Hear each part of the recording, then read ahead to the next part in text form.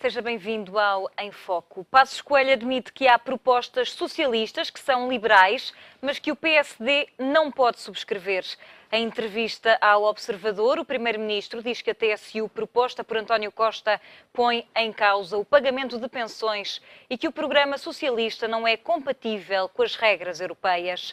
Passos Coelho diz que não há margem para descongelar as progressões nas carreiras da função pública e que o corte de 600 milhões de euros nas pensões tem mesmo de avançar. Passos Coelho diz saber que não se ganham eleições a inspirar medo aos eleitores com base no programa do partido da oposição, mas não deixou de o fazer ao longo da entrevista ao Observador. O Primeiro-Ministro continua a defender que tudo o que o PS proclamou até hoje não permite concluir que vai cumprir as regras europeias se for governo, mas admite que o Partido Socialista está mais perto da ideologia da direita. Há medidas que estão no programa do partido, apresentado pelos economistas do Partido Socialista, que são perfeitamente liberais. Eu não as subscrevo, mas são liberais. Mas como? Desse ponto de vista... TSU? Sim, com certeza. Olha todo o mecanismo que é apresentado para reestruturação empresarial, suportando a ideia de um contrato único. Para Passos Coelho, a redução da TSU, como o PS a propunha no cenário macroeconómico e que, entretanto, acabou por ser alterada na proposta de programa do Governo apresentada esta semana, põe em causa o pagamento de pensões. Ora, a segurança social é exatamente um dos maiores problemas da economia portuguesa e, por isso mesmo, a contenção nesta rubrica da despesa do Estado tem de continuar. Temos no programa de estabilidade como pressuposto que não teremos um aumento das pensões. Portanto, elas continuarão congeladas e parece-nos que, se isso não acontecer, nós teremos então um problema muito sério de sustentabilidade das pensões, ainda mais rapidamente. Está a falar de congeladas para os 4 anos. E ninguém, exatamente. Passos Coelho diz que vai resolver este problema. Se for Primeiro-Ministro, nos próximos 4 anos vai cortar 600 milhões de euros, tal como previsto no programa de estabilidade. Não disse como vai fazer, mas quer um compromisso alargado e diz que vai olhar para todas as propostas do PS sem nenhum preconceito. A única preferência que indico é quanto à necessidade de podermos ter um entendimento nesta matéria. Eu acho que ele teria sido mais fácil antes das eleições. As progressões na carreira na função pública também vão continuar congeladas. Segundo as contas do Primeiro-Ministro, o descongelamento das progressões congeladas só em 2011 custaria ao Estado 300 milhões de euros, mas ainda assim defende a atribuição de prémios consoante as avaliações. Para Passos Coelho é mais importante repor os cortes dos salários e das pensões do que descongelar as progressões. Mas para manter aquilo que considera uma linha de rigor orçamental, Portugal precisa de uma maioria absoluta. Se ninguém tiver maioria, como se costuma dizer, vai ser o diabo. Não é? Vou-me bater, claramente, por ter um governo que possa ter condições de estabilidade. Foi por essa razão que eu e o Dr. Paulo Portas decidimos que deveríamos não anunciar a intenção de nos coligarmos depois das eleições, mas formalizar uma coligação. Isso favorece, digamos, pela concentração de voto, a conversão em mandatos e, portanto, favorece a possibilidade de ter uma maioria estável no Parlamento. Depois do pontapé de saída ter sido dado pelo PS no que respeita a programas de governo, Passos Coelho promete a apresentação do programa da coligação PSD-CDS para antes do período de férias dos portugueses. E são nossos convidados neste Em Foco Rui Paulo Figueiredo, deputado do PS, e Carlos Silva, deputado do PSD. Muito obrigada a ambos pela vossa presença neste Em Foco. Muito boa tarde. Rui Paulo Figueiredo, começo por si. Sem vislumbre, para já, de maiorias absolutas para nenhum dos lados. a 5 meses das eleições. Passos Coelho posiciona o PS como um partido mais liberal do que o próprio PSD em algumas destas medidas que foram avançadas pelos economistas e que serviram de base também a esta proposta de programa do Governo, mas a semana passada, noutra entrevista, disse que era impossível um bloco central. Em que ficamos? As posições são mais convergentes agora ou mais divergentes?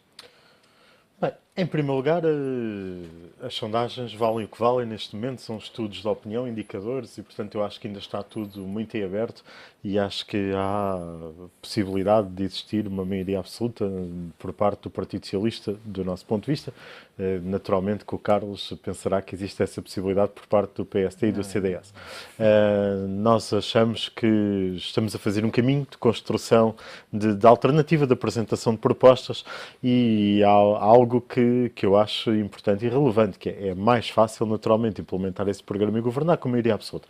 Mas aí estão todos de acordo? Sim, mas já estou em total desacordo com a expressão que vimos aqui, que se não houver maioria absoluta vai ser o diabo. Não acho que seja. Aliás, acho que António Costa já provou em Lisboa que não tem de ser necessariamente assim. António Costa foi eleito 3 vezes para Presidente da Câmara de Lisboa. Na segunda e na terceira teve maioria absoluta na Câmara. Mas, aliás, na terceira teve na Câmara e na Assembleia Municipal, na segunda não teve na Assembleia Municipal, teve só na Câmara, e na primeira era uma maioria de direita na Assembleia Municipal, porque houve eleições intercalares. António Costa soube bem governar fazendo pontos e consensos. No seu primeiro mandato transformou uma minoria em maioria, porque ao longo desses 2 anos acabou por conseguir fazer acordos com Sá Fernandes, eleito pelo Bloco de Esquerda, e com os cidadãos independentes de Helena Roseta, e estabeleceu pontos com o PSD na Assembleia Municipal. No segundo mandato tinha maioria na Câmara, mas fez com convergência com o PSD a maior reforma que foi feita nos últimos 50 anos na reorganização administrativa da cidade de Lisboa, mudando o paradigma do exercício do poder. E há também uma proposta nesse programa de governo que é os 2/3 de aprovação no Parlamento para obras públicas depois de 2020. Aqui mostra também essa abertura ao entendimento, ao compromisso alargado? Sim, naturalmente que sim. E mais até relevante do que isso, esse é um aspecto muito importante. Mas mais relevante do que isso foi demonstrar que António Costa quer fazer rupturas com as políticas que considera erradas, mas que não quer romper com tudo. Não quer rasgar tudo o que está em curso, porque isso é negativo para o país. E quer rasgar quase tudo. Não, é verdade. No exemplo que deu, que é bastante relevante, ou seja, tudo o que são infraestruturas, investimento público, tudo o que está em curso, candidaturas a fundos comunitários, candidaturas ao Plano Juncker, o que António Costa veio dizer aos portugueses, que é o que está em curso para os anos 2014, 2020, é para manter, não é para alterar, e portanto isso é uma grande mudança de filosofia. E ao contrário, é apenas e só reforçar todos os mecanismos de controle e de acompanhamento no domínio de reintroduzir aquilo que com as profundas reestruturações nos últimos anos acabou por deixar de existir, que é o Conselho Superior de Obras Públicas e a figura dos auditores do Ministério Público junto dos ministérios mais relevantes. E, portanto, aquilo que António Costa tem dito é o que nós discordamos frontalmente e achamos que devia ter sido objeto de consenso, nomeadamente entre a maioria e o Partido Socialista, é para reverter. Estamos a falar da privatização da TAP, estamos a falar dos processos em curso ainda não concluídos dos transportes do Porto, de Lisboa, estamos a falar da reestruturação das águas. Nós achamos que são aspectos estruturantes, que deviam ter sido objeto de diálogo, de compromisso, de consenso, e que este caminho que o Governo está a fazer é profundamente errado. Mais vale voltar para trás? Sim, mesmo não tendo sido alvo? Naturalmente que sim, porque nós achamos que são danosos para o país. O Governo tinha alternativas no domínio dos transportes, quer em Lisboa, quer no Porto, em diálogo com as autarquias. Nós achamos que é negativo para a mobilidade nas grandes áreas metropolitanas ter privados a gerir em confronto com as próprias autarquias. Nós achamos que não faz sentido nenhum uma reestruturação das águas. Eu acho que qualquer pessoa que pense nisto, só no exemplo que eu vou dar, percebe que isto é um disparate. Interligar empresas, por exemplo, no caso, que vão desde Lisboa à Guarda, juntar a EPAL com as empresas que vão à Guarda, em que a sede da empresa é na Guarda, acha que faz sentido uma reorganização destas? Só na cabeça da maioria. E a TAP nós entendemos que o interesse público se defende com a maioria do capital social da TAP. Agora, isto são aspectos em que divergimos, aspectos em que queremos dar continuidade é aquele que deu das obras públicas. Há muitos outros em que nos separam daquilo que é a visão do PSD e do CDS. Já lá vamos também mais em detalhe. Carlos Silva, Passos Coelho disse nesta entrevista que sabe que não se ganham eleições a derrubar os programas dos partidos da oposição, mas ainda assim tem sido sempre este o tom utilizado, sempre de críticas, de descredibilização, de facilitismo nas medidas que o PS tem anunciado. O que é que podemos esperar desta campanha? O Governo a fazer oposição ao PS e o PS a fazer oposição ao Governo? Não, de maneira alguma. Estamos perante... É mais o PS a apresentar propostas. Estamos perante uma situação clara e que se coloca aos portugueses, e daí que aquele ponto inicial que colocou da maioria absoluta ser aqui fundamental. Portanto, há dois projetos com sentidos diferentes, cujos objetivos finais são os mesmos, que é a melhoria das condições de vida dos portugueses, é salvar o país de voltarmos a um tempo que todos nós portugueses não queremos, o do endividamento. Portanto, esses dois projetos têm caminhos diferentes. E o que os portugueses vão ter pela frente é optar entre um projeto que é mais do mesmo, que é o do Partido Socialista, que é voltar ao consumo privado, que é voltar ao endividamento, que é não fazer crescer muito a economia pela via do investimento, que é não trazer mais emprego. Portanto, e nessa circunstância, e há também o projeto do Governo que aponta tudo nesse caminho, do mais investimento, maior riqueza para as empresas, mais emprego. Portanto, há aqui uma separação clara. O Partido Socialista pretende repor tudo o que tínhamos antes de 2011, 35 horas na função pública, feriados. Acabar com a sobretaxa. Acabar com a sobretaxa. Pretende voltar atrás em tudo. Este Governo pretende avançar devagarinho, mas consolidando esse percurso. E ao ponto de ir removendo tudo aquilo que foi criado em tempos de austeridade, de uma forma sustentada, mas que possa, no futuro, portanto, trazer alguma esperança para os portugueses. Portanto, são dois projetos muito diferentes. Mas porquê é que o outro modelo não pode... Este já experimentámos, já executámos durante 4 anos, deu estes resultados, uns melhor, outros pior, no caso do desemprego. São muito bons por resultados. exemplo, porquê é que não se pode tentar outra receita? Eu vou dizer porque é que são bons resultados. Deu, por exemplo, um crescimento no ano 2014, um ano de pico da recessão, de 1,4%. Só para ter uma ideia, o país nos últimos 10 anos cresceu à média de 0,5% ao ano. Uma média. Nesses 10 anos, houve o máximo do investimento público e privado. Não havia sinais de crise, nem de crise internacional. E, portanto, o país cresceu a 0,5%. O país que, entretanto, atravessou uma crise profunda por via de memorando de entendimento, por via de termos resgatado o país da Troika, em 2014 acabou a crescer 1,4%. O Partido Socialista diz que é pouco, mas é só 3 vezes mais do que a média dos 10 anos anteriores. Portanto, este caminho tem vindo a dizer aos portugueses que é um caminho possível e que vai ser possível chegarmos àquilo que todos almejamos. É evidente que o caminho do Partido Socialista replica muito do passado e, portanto, eu tenho todas as dúvidas que possam vir a surtir efeito. No entanto, tem aspectos positivos também. Há quem diga que faz uma ruptura com o socratismo, digamos assim. Não, eu acho que no PSD tem que se entender nas críticas, porque assim, nos pontos é a continuação do passado, noutros aspectos faz rupturas. Ora é a versão Siriza, ora é a versão liberal, mas tem que se entender. Então, porque não pode ser tudo isso ao contrário. Se calhar o próprio programa do PS tem pontos que se aproximam de um e pontos que se aproximam do outro. Eu começo a achar é que no PSD estão todos como Matos Correia.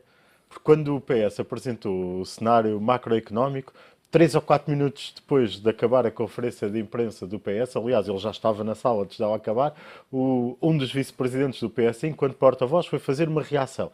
Ao fim de 5 minutos estava a dizer que não tinha lido nada. E eu começo a achar que também há aqui coisas que estão todos a falar sem ler, porque isto não pode ser, ora a versão Siriza, ora a versão Sócrates, que não tinha nada a ver com o Siriza, porque até o diziam que era quase direito e que devia ser do PSD. Vamos a medidas concretas. Não, as medidas concretas são os resultados que o Carlos estava a dizer.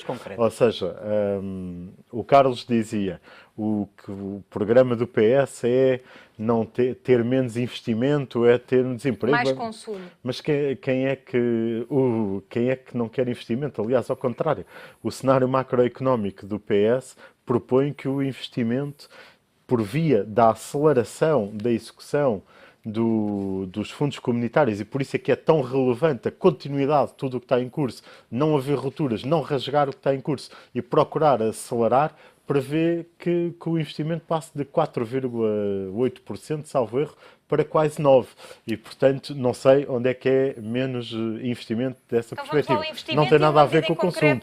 Tem a ver com a TSU. Prevê um aspecto que é relevante, ao contrário do que o Carlos aqui disse, que é uma aposta na substituição de importações por produção nacional e prevê incentivo às empresas que produzem bens transacionáveis. E, portanto, eu não sei onde é que o Carlos foi ler algumas destas coisas, Rui Paulo Figueiredo, mas que eu quero sinalizar que ainda falar de estamos a falar... investimento através da TSU. Que eu quero sinalizar que ainda estamos a falar do projeto de programa, que está em debate nos órgãos do partido e em debate com todos aqueles que nos estão a ver e que queiram ir ao site do Partido Trata-se Socialista do participar. projeto, mas que da qual caíram já várias medidas propostas. Era aí exatamente, Carlos Silva, que queria pegar. Rui Paulo Figueiredo, a TSU tinha estado desenhada de outra forma no cenário macroeconómico do PS, feito pelos 12 economistas liderados por Mário Centeno.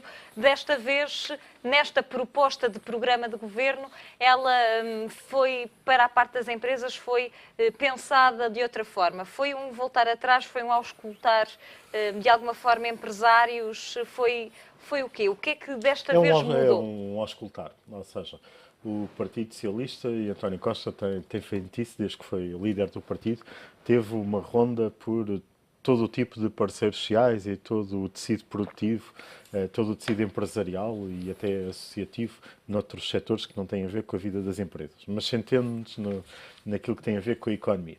E, portanto, dessa reflexão também saiu, no fundo, linhas gerais que se traduziram no cenário macroeconómico. A partir daí, o Partido Socialista, com o seu líder presente em todas as reuniões, debateu com todos esses parceiros o cenário macroeconómico.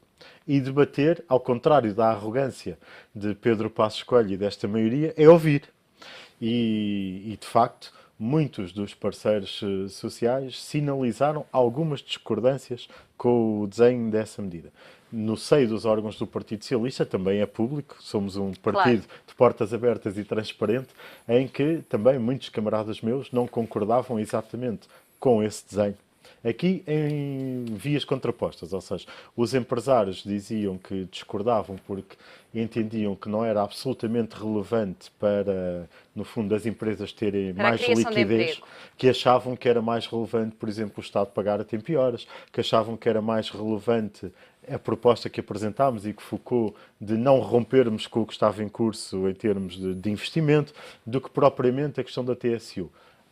Ao contrário, no seio do partido, até se calhar camaradas meus mais conotados como a ala esquerda do Partido Socialista, diziam que a medida como estava desenhada, avançando primeiro de outros fatores de sustentabilidade da segurança social, que não era adequada.